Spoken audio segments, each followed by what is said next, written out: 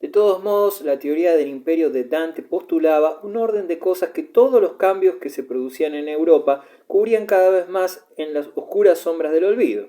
La última y débil esperanza de una unidad italiana bajo el poder imperial se desvaneció con la muerte de Federico II en 1250, 50 años antes del nacimiento de Dante, y la vida del poeta, sincrónica con una serie de cambios políticos, cada uno de los cuales contribuía por su parte a impedir la restauración del control imperial.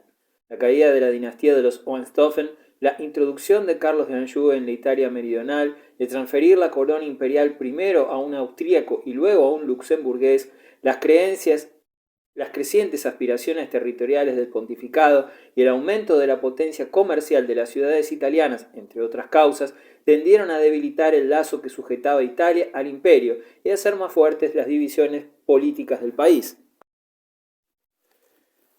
De todas estas cosas, muchas de las cuales constituyen la aspiración civilizada de cualquier época y muchas otras eran ya arcaicas y caducas en su propio tiempo, hay una característica del pensamiento político y del temperamento de Dante que alternativamente pierde y gana para él el juicio favorable de los intelectuales.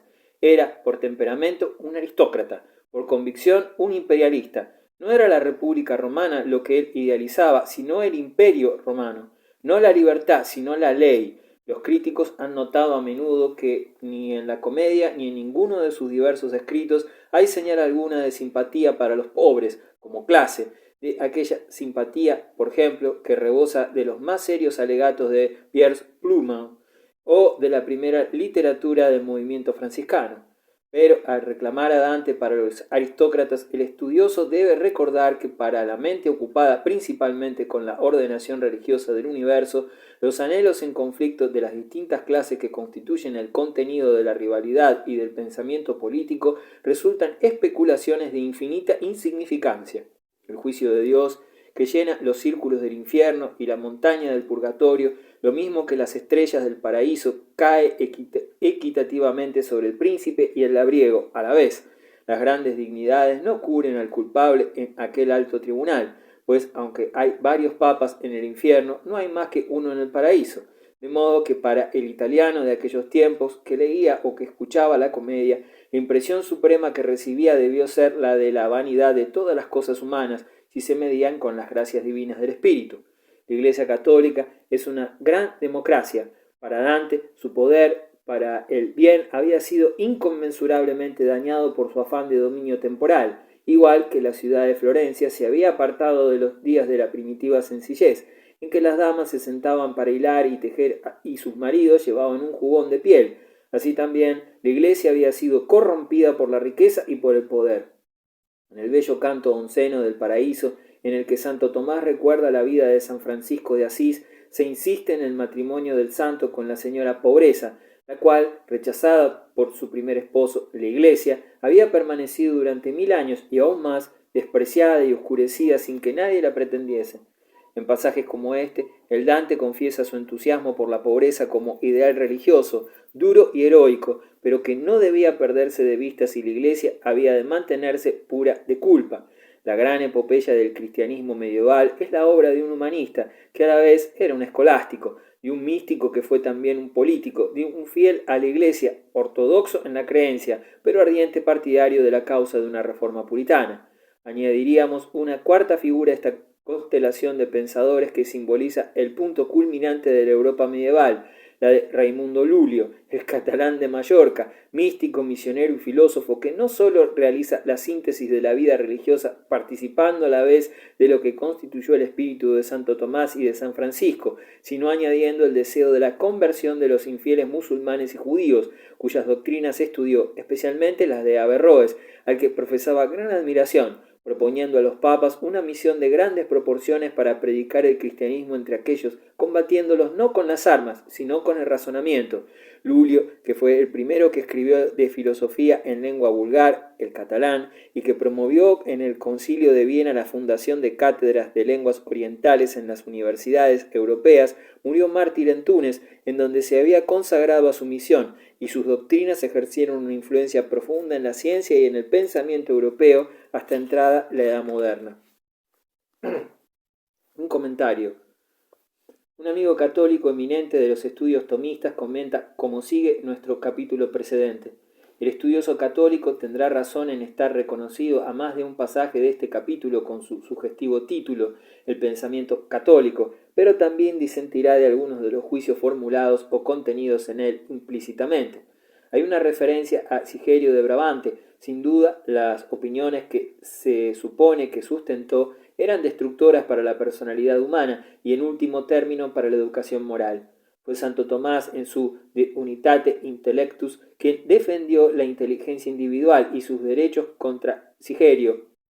De las palabras de este capítulo puede con facilidad, según creo, interpretarse mal su actitud frente a la razón, aunque es perfectamente cierto que sostuvo que la fe y la razón no podían estar en conflicto. Creo que no hay pasaje alguno en sus obras en donde se pueda creer que obliga a la razón a seguir la fe contra la evidencia. Su filosofía se sostiene o cae con la razón, y el mejor testimonio de esto es que los investigadores modernos están de acuerdo en aceptarle como uno de los más grandes pensadores del mundo, alabándole por haber realizado una síntesis del pasado de la sabiduría griega y romana con la cristiana, que se han mantenido en pie hasta la actualidad. Temo que quede oscurecida la amplitud de su pensamiento al dar como ilustración de él la transubstanciación y la complacencia de los ángeles y de los santos en los tormentos de los condenados. No tengo espacio para mostrar que la filosofía de la transubstanciación no es el grosero y poco científico escamoteo que se podría suponer, sino una pieza de razonamiento de la más alta calidad. La complacencia de los santos en los sufrimientos de los condenados ha sido motivo de burlas contra Santo Tomás en más de una ocasión. Vale la pena de leer el capítulo en que se trata de este tema. Allí, Santo Tomás se pregunta si se alegran de los sufrimientos de los condenados, y ante todo dice que sería una cosa horrible encontrar placer en los sufrimientos de los demás, pero continúa diciendo que, aunque esto es cierto y que nadie debe complacerse en ellos como tales, es posible y aún justo alegrarse de que el criminal, por ejemplo, sufra el castigo por sus crímenes. Todos hacemos esta distinción y nos complacemos en que el raptor y el infanticida sean presos y castigados. Que esta doctrina de Santo Tomás de Aquino se tome como motivo de reprobación me produce, pues, extrañeza. Creo que la razón debe ser que muchos creen sinceramente que la Edad Media tiene que haber sido cruel y supersticiosa e inferior a nosotros en el pensamiento y en la conducta, y toman este texto sin ulterior reflexión como prueba de ello.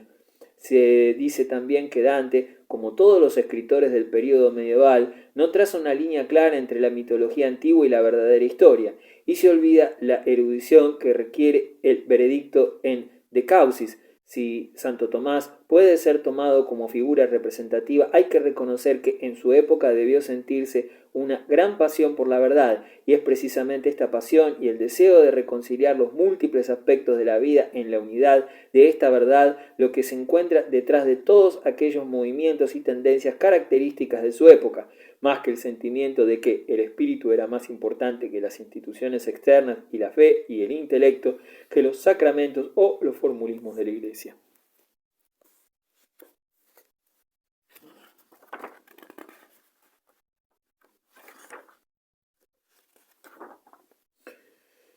Capítulo 26. El desarrollo de la monarquía en Francia y en Inglaterra.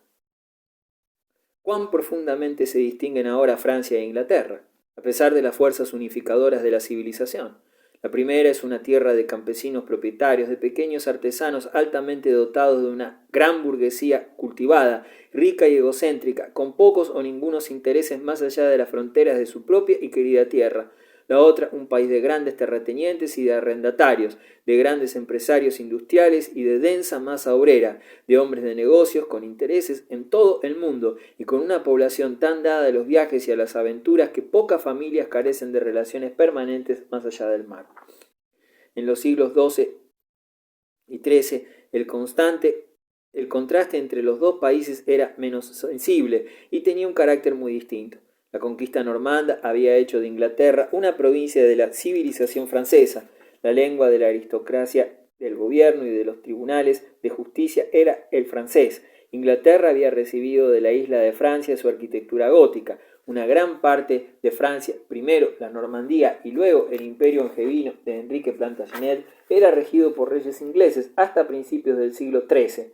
El feudalismo, la caballería, las cruzadas fueron franceses. El movimiento universitario, por lo menos en lo que se refería a Inglaterra, tuvo su origen en París. Las ideas generales referentes al derecho y al gobierno, a la sociedad y a la religión que prevalecieron en uno de los lados del canal no eran menos familiares en el otro.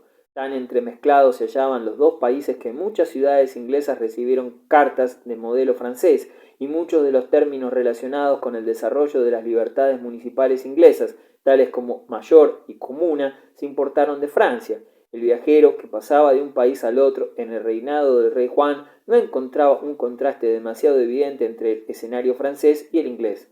Podía contemplar majestuosas catedrales levantándose en ambos países y comprobar que eran construidas por corporaciones de maestros albañiles bajo la dirección de un obispo o de un abad. En ambos países se encontraban monasterios sujetos a una regla francesa, cultivando grandes superficies de terreno y dispensando generosa hospitalidad. Topaba con monjes viajando en busca de ferias, de mercados o de torneos, o con rústicos boquiabiertos escuchando la elocuencia de frailes viajeros. Probablemente decidiría que Inglaterra era tal vez a la vez el país más rústico y más rico, pero tan confusas eran las fronteras espirituales entre estos dos pueblos tan curiosos que los varones de la carta no tenían escrúpulos en invitar al heredero de la corona francesa, el que luego fue Luis VIII, a tomar la corona inglesa, y que Simón de Montfort, el caudillo de la rebelión nacional contra Enrique III y el gran héroe popular de la libertad inglesa, era el hijo de un noble francés que había conducido la cruzada albigense. El francés de este periodo consideraba al alemán como extranjero y no podía tolerarlo casi. El inglés era distinto, aunque la gente del pueblo hablaba una lengua ininteligible y aunque por falta de viñedos estaban reducidos a beber un brebaje innoble, los caballeros pertenecían a un mundo familiar y podían hacerse entender con su francés provinciano.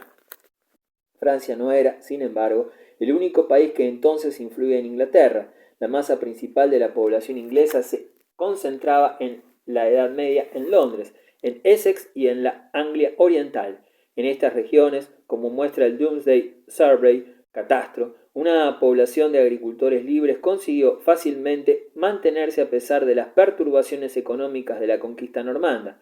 Allí era no solo el elemento más populoso, sino también el más rico, y acaso por esta razón constituía la parte del pueblo inglés más amante de la libertad, y así, con el tiempo, pudieron encontrar en ella su fuerza principal, Simón de Montfort y Oliverio Cromwell. Pero el principal comercio de Londres y de la Anglia Oriental no se hacía con Francia, sino con los Países Bajos y con Colonia, con Escandinavia y con el Báltico. El tráfico medieval inglés más importante era el de Flandes. En la ciudad de Flamenga, en Brujas y en Gante se convertía en tela la lana de las famosas dunas, downs y praderas inglesas y se enviaba a toda Europa. Mientras nuestras relaciones aristocráticas y literarias iban a un pueblo latino, las mercantiles conducían principalmente a pueblos teutónicos del mismo tronco que nosotros, a pesar de que el comercio con Rouen y Burdeos continuaba siendo importante. En aquellos territorios nuestro idioma inglés debió haber sido siempre un instrumento comercial mejor que el francés, y por esta razón era conveniente conservarlo en nuestras ciudades mercantiles, que atraían entonces a los hijos vigorosos y emprendedores de las aldeas, lo mismo que continúan atrayéndolos ahora aún con más fuerza. Resulta significativo que Chaucer, el padre de la poesía inglesa, fuese un londinense y comisario de aduanas. El hecho de la conquista normanda, aunque puso íntimamente a Inglaterra en contacto con la zona de la civilización francesa, fue una de las causas que, en definitiva, llevaron a Inglaterra y a Francia a seguir caminos distintos en su desarrollo constitucional.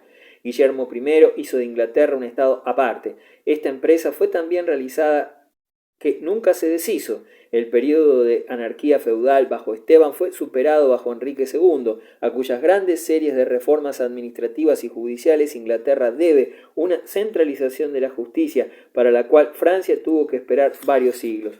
A la muerte de Enrique II, el pueblo inglés había aprendido 4 grandes lecciones. Se le había enseñado a pagar impuestos, algo que los reyes de Francia nunca consiguieron enseñar a su pueblo, que aún ahora no lo ha aprendido del todo. Se le había inculcado que los delitos eran una ofensa contra la paz del rey y sobre ellos los tribunales reales pretendían tener competencia exclusiva, excepto cuando se alegaba un privilegio eclesiástico, caso en que las cortes de la Iglesia juzgaban al delincuente aunque lo entregaban al brazo secular para su castigo si resultaba convicto de culpabilidad.